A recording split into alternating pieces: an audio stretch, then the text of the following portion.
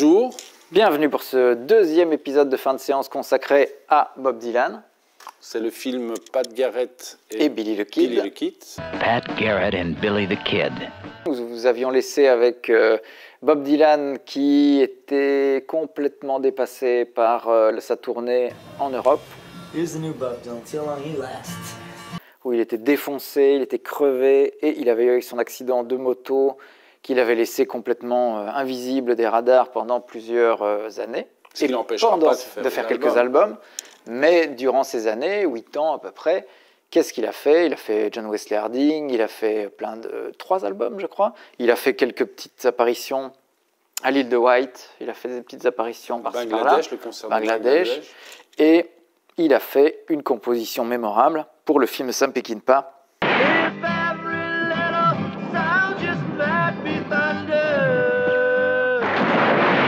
Qui s'appelle Pat Garrett et Billy the Kid, et dont la fameuse chanson Knocking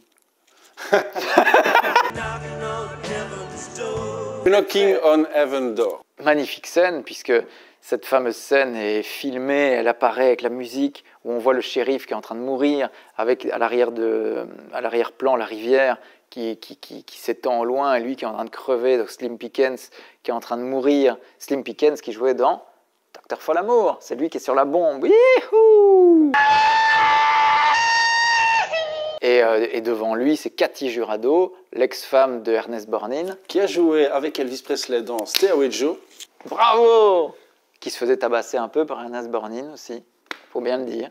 Et cette scène est magnifique par la musique de Bob, et surtout par Katy Jurado qui est en pleurs devant ce shérif qui est en train de crever. Une scène magnifique, mémorable pour un western, qui est un des plus beaux de Peckinpah. Now Sam Peckinpah, the director who unleashed the Wild Bunch, takes a hard new look at two old friends. Oui, surtout que Peckinpah, il avait cette passion pour la fin de l'Ouest, hein, l'Ouest mythique tel qu'on le connaît. Il aimait bien montrer une Amérique violente et... I don't want to kill you, Bill. No, I sure hope you don't, Billy. And he was just a kid, Billy the Kid. Il remet en question aussi tout ce que John Ford mettait dans ses films, c'est-à-dire une Amérique avec le mythe de la conquête de l'Ouest, de la démocratie.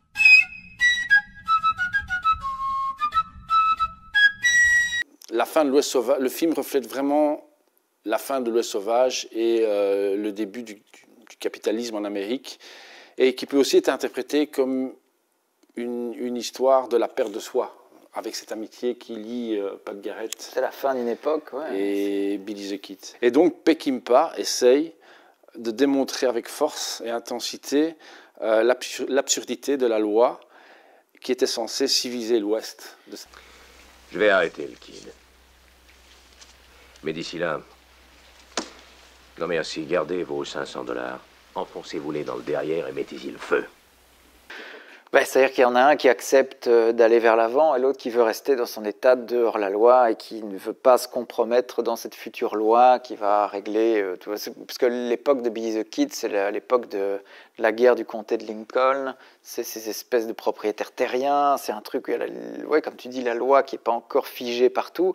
Et là, tout d'un coup, il y a un ex-truand, Pat Garrett, qui va devenir shérif et qui va se liguer, enfin malheureusement pas se liguer contre son ami, mais qui va en tout cas qui va l'avertir qu'il va devoir l'arrêter. The electorate wants you gone, out of the country. Et dans une scène magnifique d'introduction où on peut imaginer que les premières paroles qui s'échangent, c'est quand même « How does it feel ?» How does it feel? Il dit à Pat Garrett, donc Chris Christopherson, il dit « How does it feel ?» Et il fait « It feels like time's changing ». It feels like times have changed. Il y a 2 répliques de chansons emblématiques de Bob Dylan dans les premiers dialogues qu'il fait entre Pat Garrett et Billy the Kid. Donc de là à penser que c'est le scénariste Rudy Wurlitzer qui l'a fait sciemment, je n'en sais rien. En tout cas, le scénariste Rudy Wurlitzer, qui était un romancier aussi, ne vient pas de nulle part, puisqu'il était scénariste du film qu'on vous a proposé il y a quelque temps, qui s'appelait Macadam à deux voix de Monte Hellman. I developed Pat Garrett for Gordon Carroll and worked with Rudy Wurlitzer on the script. C'est comme ça que ce scénariste-là, qui avait déjà pris James Taylor dans ce film, enfin c'est pas évidemment le scénariste qui a fait ça, mais en tout cas tout ça se fait évidemment, c'est l'époque aussi, et donc ici dans ce film, il y a un autre chanteur qui arrive, c'est Bob Dylan qui va jouer un petit rôle dans Pat Garrett et le Billy the Kid, et je pense que, à mon avis, le rôle de Bob Dylan devait être beaucoup plus conséquent, parce que dans les mémoires de Pat Garrett, Alias était vraiment un compagnon de route de Billy the Kid, beaucoup plus présent que dans le film. Donc à mon avis, c'est le peu de talent d'acteur que Bob Dylan avait qui a fait qu'il a été un peu plus réduit. Il utilise sa présence en fait. La présence son est là, magnétisme à l'écran, il l'utilise et ils savent très bien que ça sert à rien de lui donner un tas de textes. He's coming in, Billy. Ça pourrait gâcher. Et je pense qu'il a été beaucoup coupé à mon avis. Je pense qu'avec Peckinpah, ça s'est pas non plus passé magnifiquement. Il faut voir comment ça s'est passé. Il y a plusieurs théories qui disent que soit Peckinpah pleurait en entendant une première version de sa chanson. So I figured that a Bob Dylan soundtrack for that thing, not that it was my decision, but I thought it was the best thing that could happen to the film, because he hadn't done the music for a film yet, and I think that was part of Sam's resentment, was he thought that the producers had brought Bob in to make the film commercial, but he loved when Bob first got down there. He sang that song he'd written about Billy. Sam made him play it all day long. He sat over there at the house and played that song over and over. That's your name, boy. Alias. Dylan arrive dans ce film au moment où Billy the Kid s'évade de prison, et c'est à ce moment-là que Dylan décide de le suivre. Dylan devient le personnage qui va se nommer Alias, dans une magnifique scène où on va lui demander quel est ton nom, et le mec il dit Alias. Alias what? Alias anything you please. Ce qui est totalement dylanien, parce qu'en plus on lui fait jouer un personnage qui n'a pas de nom, ce qui est magnifique. What do we call you? Alias. Ce rôle-là lui colle parfaitement à la peau, et à un moment il dit bon, mais je crois qu'on va l'appeler Alias. Et alors Bob Dylan dit ouais. Hell, just call him Alias. That's what I'd do. Il a juste des répliques comme ça, et il y a une scène où à un moment James Coburn lui dit qui êtes-vous? Et il dit Who are you? That's a good question. c'est du Dylan tout pur, on dirait une conférence de presse de Dylan dans un film. Do you think you've passed the apex of your career? What career? I've never had a career. Et il y a une autre scène monumentale où Pat Garrett lui demande d'aller lire ce qui se trouve sur l'étagère. Tu vois, il dit haricots. Beans. Beans. Spinach. Eastern. Machin, et il fait l'inventaire de tout, et ça renvoie un peu à une scène qui est dans Hit the Document, où il est devant une animalerie, et où il lit, tu vois, les mots qui sont devant le bâtiment. I want a dog that's going to collect and clean my bath, return my cigarette, and give tobacco to my animals, and give my birds a commission. Par contre, ce qui est sûr, c'est que le personnage aurait pu être beaucoup plus présent, et que Dylan, à mon avis, n'a pas été... Voilà, n'était pas un bon acteur, pas assez bon pour ça, et peut-être que aussi Sam Peckinpah a vu aussi qu'il ne pouvait pas en tirer plus que ça. C'est peut-être plutôt de l'intelligence de lui avoir donné un rôle très effacé. C'est pour ça qu'on le retient, à mon avis. Effacé, mais qu'on retient. Ah oui, qu'on retient. En plus, il joue... Et Chris Christopherson explique qu'il avait un magnétisme incroyable et que même des choses qu'il n'avait jamais fait, même lancer le couteau, il y arrivait parfaitement, quoi. Il avait fait dans le tournage des choses qu'il n'avait jamais fait avant. Évidemment, Chris Christopherson est extrêmement fan de Dylan. I love Bob Dylan. I think he's, he was the songwriter of my lifetime. Donc il ne pouvait pas dire autre chose que c'était un type magnétique. Moi, je suis très fan de Dylan, mais j'ose dire que ce n'est pas un acteur époustouflant. Ce que je confirme. Cut the dust. Et oui, donc, mais aussi, il faut remettre aussi le film dans le contexte de son époque. Bon, le film est sorti en 1973, mais bon, il faut savoir qu'à la fin des années 60, le ciel commence vraiment à s'assombrir. Les rêves des hippies tournent au cauchemar. Il y a notamment les massacres de Charles Manson.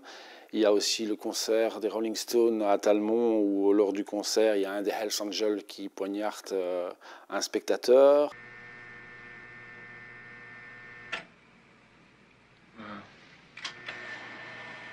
It's so horrible.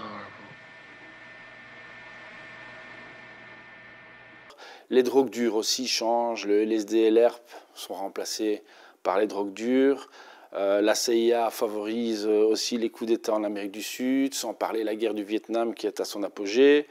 Et point de vue cinéma, Hollywood reflète aussi cette époque, comme des films comme Easy Rider, qui donnent une vision aussi d'une Amérique assez violente. We blew it. Ou évidemment le chef-d'œuvre de Peckinpah, La Horde sauvage. La présence magnétique de Chris Christopherson fait beaucoup dans ce film. Oui, pourtant, il a été beaucoup critiqué. Hein, parce qu'il était plus vieux. I had a prejudice at the time, and I probably still do, that if you have a character that's 21 or 22, that the actor should be somewhere around that age. Thank God he didn't have the same prejudice. Beaucoup trop vieux pour le rôle, évidemment, mais c'est un acteur habituel de Peckinpah, parce qu'il a fait énormément de films avec lui. Il a fait Le Convoi, qui est un très bon Peckinpah, un peu sous-estimé, avec Ali McGraw. Il a fait aussi Bring me the head of Alfredo Garcia. Portez-moi la tête d'Alfredo Garcia, que j'adore aussi dans sa filmographie, où il joue un tout petit rôle et il viole la fille de la femme de Warren Oates. Il a joué aussi dans un autre film, je pense. Il a joué dans Pat Garrett, donc c'est un récurrent de la filmographie de Peckinpah. Sam Peckinpah. Donc 15 ans après Le Gaucher, qui est aussi une évocation de Billy the Kid, d'Arthur Penn, Peckinpah, lui, préfère s'intéresser, lui, aux dernières semaines de la vie de Billy the Kid et de sa relation donc, avec son ancien ami Pat Garrett, en reprenant certains détails historiques, comme notamment la confrontation à Fort Summer. Why don't you kill him? Why? He's my friend. Et aussi la fameuse évasion. Bonnie's killed Bill. Yeah, he's killed me too.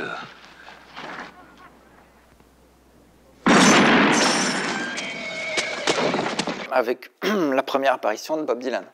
Tout à fait. Oui, quand il regarde, qu'il observe. Ouais. Ouais, qui n'est pas encore dans sa bande, mais qui va se rallier à sa bande à ce moment-là. Et donc, ce western, qui c'est très bizarre, qui est un film, c'est un western assez traditionnel, mais qui est aussi un peu différent, parce qu'il, justement, il raconte l'histoire du lien, qui était quand même fort paradoxal entre cette amitié, entre Pat Garrett et une époque qui change. Et l'époque qui change. At least he knew when it was the right time to leave. We did have some ties, didn't we?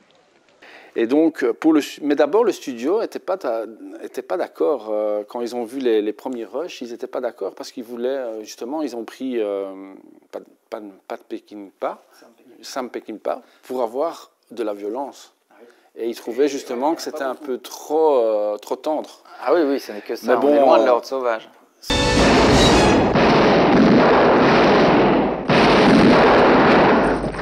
Et là, il y a quelques coups de feu, mais oui, ça reste un western. Mais il n'y a pas du tout de sang, très peu. Non, les combats. Moi, j'adore la scène magnifique avec l'acteur qui joue, d'ailleurs, dans Il était une fois dans l'Ouest, Jack Elam, qui joue à un moment un ancien partenaire de Billy the Kid, et ils vont se combattre.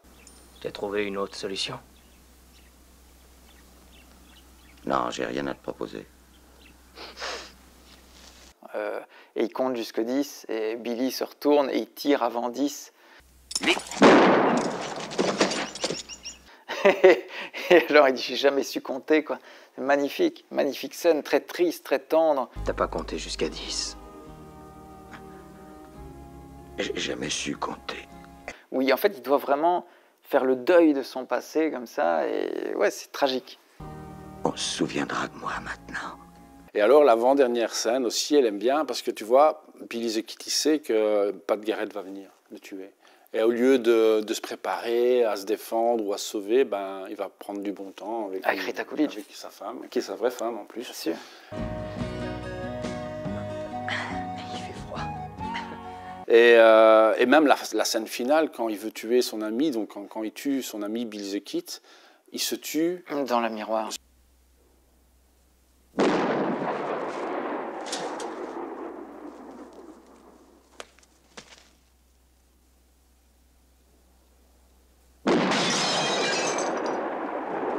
Scène qui revient beaucoup chez Peckinpah. Ouais.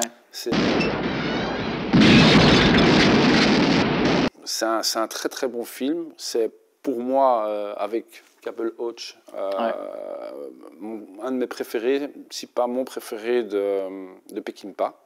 Cable Hogue says, "Do unto others as you would have them do unto you." Donc comme tu l'as dit, donc c'est un tournage aussi très compliqué. Ils ont dû tourner dans la ville de Durango. Il y avait des tempêtes de poussière qui ont rendu malade Sam Peckinpah. Yeah, we hung out. I drank a lot of whiskey with him down there in Durango. Unfortunately, by the time we got to the convoy, I had gone on the wagon, and that kind of broke down communication between me and Stan for a while. James Coburn aussi a été malade. Et pour Billy the Kid, ils avaient aussi pensé d'abord à Peter Fonda, qui était dans la move. Peter Fonda. Ah oui, Peter, oui. Le fils. John Voight. Pas mal aussi. Et Malcolm McDowell, qui était très à la mode avec Orange Mécanique. Mais Peckinpah, après avoir vu le film Sisko Kid, s'est dit c'est très bon. Christopherson. Pas très bon, attention, quand je dis que c'est un très bon film, il y a une belle bande-son de Chris Christopherson avec Pilgrim, machin truc, sa chanson magnifique. Moi, j'ai beaucoup aimé le film avec Gene Hackman, qui est pas mal, mais c'est pas un grand réal. Je crois que c'est le réalisateur aussi de Baby, le dernier dinosaure, ou je sais plus quoi, un film avec un dinosaure en carton-pâte. Donc, c'est pas un grand réalisateur, mais le film est regardable. 13 sur 20, on va dire. Et évidemment, on ne peut pas ne pas expliquer qui est Sam Peckinpah. Parce que Sam Peckinpah est un type qui vient de la télévision, comme beaucoup de réalisateurs de cette époque-là, Sidney Lumet, Robert Altman, tous ces gens-là. Il a fait un de ses premiers films avec Maureen O'Hara et, j'ai oublié le nom, mais c'est pas grave, ça s'appelle New Mexico, qui était un début de western, pas totalement réussi, mais intéressant. Après, il a commencé à faire un western beaucoup plus crépusculaire avec Coup de feu dans la Sierra, avec Randolph Scott et William Holden, magnifique film. Et puis après, on est arrivé sur sa débauche d'hémoglobine dans La Horde sauvage. Il a évidemment fait un film Straw Dog avec Dustin Hoffman, qui était une violence incroyable. Sam Peckinpah, who uncaged the Wild Bunch, now unleashes Dustin Hoffman in Straw Dogs. Rated R, under 17, not admitted without parent. Il a adapté Jim Thompson dans Guet-apens avec Steve McQueen et Ali McGraw. Où il y a des magnifiques scènes où il fout des baffes dans la gueule. Encore une production Robert Evans, je pense, Guet-apens. Pour moi, un de ses meilleurs, c'est qu'on la croix de fer. Even bigger than the Wild Bunch. More exciting than Straw Dogs and The Getaway. Now, Sam Peckinpah brings you the most epic story of them all. Cross of Iron. Et après, il a fait un dernier film, je crois, Le Tueur à gages avec James Caan. In Sam Peckinpah's The Killer Elite. Qui a été fini par Monte Hellman, je pense, ou qui a été monté par Monte Hellman. When he was doing Killer Elite, he called and asked me if I would help him with the editing. En tout cas, il y a eu Monte Hellman qui est arrivé parce qu'il était en fin de parcours et qu'il a eu du mal. Et Monte Hellman a fait quelque chose pour la fin du film. Donc, il y a toujours le lien. Fin de séance, on a commencé à vous parler de Monte Hellman, on en reparle encore avec Bob Dylan. Il y a toujours une belle cohérence dans notre chaîne qu'on voit trop peu. Une grande famille. Voilà. Et donc, pour en revenir juste pour la bande originale, moi, je kiffe. Pourquoi ? Parce que beaucoup de gens étaient déroutés par la bande originale de Bob Dylan, parce que, effectivement, c'est un peu de la musique country. Tu choisis mal tes amis, Pat. Alors que pour moi, il n'y a rien de plus approprié que de la musique country pour un western. Ouais, folk, country. Mais il faut savoir que personne ne l'avait fait avant. Il y avait Roger McGuinn qui était aussi sur la composition, enfin qui était aussi dans les musiciens qui ont composé le truc, hein, le mec des Birds. Ouais, mais et il était aussi, proche, je pense, hein, je dis pas de conneries hein, quand je dis ça, il y a eu lui et Bruce Langhorne, qui est le fameux Mr. Tambourine Man. Donc c'est le mec qui a souvent été avec Bob Dylan et qui a fait la musique de pas mal de films, dont le magnifique L'Homme sans frontières de Peter Fonda. C'est lui qui fait la musique. Guess I decided then. It's just a waste living like this, aren't you? You gonna go with Harry? You ain't gonna go to the coast? Where you gonna go then? Home. Et alors, il faut aussi savoir qu'il y a plusieurs montages de Pat Garrett. Moi, personnellement, j'ai vu le montage de 88. Again, when I first saw it, I hated it. I thought it was just, you know, that he had ruined it, you know, that he had taken this wonderful script and just destroyed it. And the reality was that he didn't destroy it at all. MGM had destroyed it. And I later saw his cut, and it's wonderful. And he made a better movie, as he frequently did, than I would have made. J'ai pas vu les deux, mais j'ai l'impression qu'il n'y a pas des énormes différences. En fait, il y a une grosse différence. Il y a la version donc, de 88 qui commence à peu près de la même manière, mais le montage est un peu différent. Et aussi, le générique apparaît par petites touches, ce qui fait que le moment où il dit « c'est mon ami », est moins fort parce que le générique ne commence pas à partir de ce moment-là. Il y a quelques répliques qui continuent encore après le « c'est mon ami », donc c'est pas très intéressant. Il y a aussi le fait que la mélodie Knocking on Heaven's Door en 88, on entend la mélodie sur la mort du shérif, mais pas les paroles de Knocking on Heaven's Door.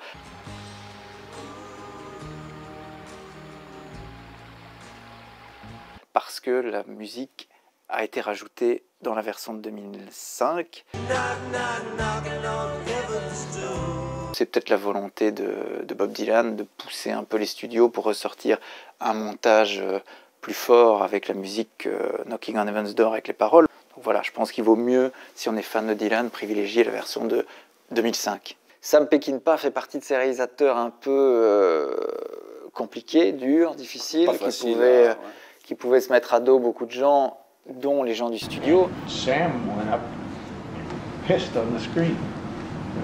And I remember Bob looking over at me. He hadn't been to any dailies before, and he thought, "What have you got me into?" Déjà dès Major Dundee, il y a deux montages différents, très différents d'ailleurs, et il a toujours été coutumier de ça en fait, hein, Sam Peckinpah. Ses partis pris de mise en scène ont toujours été remis en cause par les studios. À la fois, c'était un grand réalisateur, mais qui n'avait pas comme un Kubrick ou un Eastwood les coups des franges, quoi. On le surveillait un peu, quoi. All my guts, all my life, everything I am is up there on that screen. It's all there. It's right there. Everything I feel, everything I am is there. Et alors, pour terminer, pour ceux vraiment qui veulent aller plus loin, on en parlait là tantôt du gaucher d'Arthur Penn, qui relate la jeunesse, enfin la jeunesse, il n'est pas mort vieux, donc on ne sait pas, c'est vrai, il était peut-être resté en vie. Mais enfin, là, c'est avec un jeune Paul Newman, c'est un film de 1900. C'est un des premiers grands films qu'il a piqué à James Dean, en gros. Oui, c'était un rôle. Parce que Paul Newman a un peu vécu par procuration pendant beaucoup d'années, puisqu'il a pris tous les films que devait avoir James Dean, comme il est mort très vite. D'ailleurs, ça l'a beaucoup fait chier, parce d'ailleurs, quand il s'est revu dans le gaucher, dans le documentaire sur Newman, il dit mais c'est pas possible comment je joue, c'est atroce, quoi. Tu vois, c'est vrai qu'il surjoue le côté de James Dean, quoi. You had a show what a fast son of a buck you are. Well, how come it didn't fire, Grant? C'est un de ses premiers grands rôles. Ouais, mais il est fort pas en imitation, mais ça reste quand même un bon film qui est agréable à regarder. Et alors, si vous voulez aller plus loin, même si c'est d'un autre niveau, on va dire c'est un niveau en dessous, c'est le fameux Le Banni de Howard Hughes, 1941, qui vaut pour les boobs de l'actrice principale. Qui était sa femme, Jane Russell. C'était juste pour montrer ça. D'ailleurs, il a choqué énormément. À l'époque, c'était un scandale.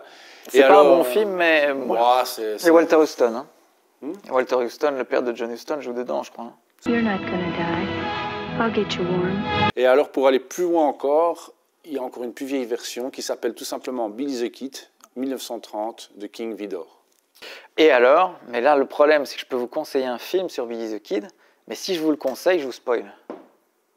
Alors, vas-y, vous savez que vous pouvez couper le son. Parce que moi, le film m'a vraiment plu, parce qu'il y a quelque chose qui te cloue à ton fauteuil en disant « Putain, je peux ?»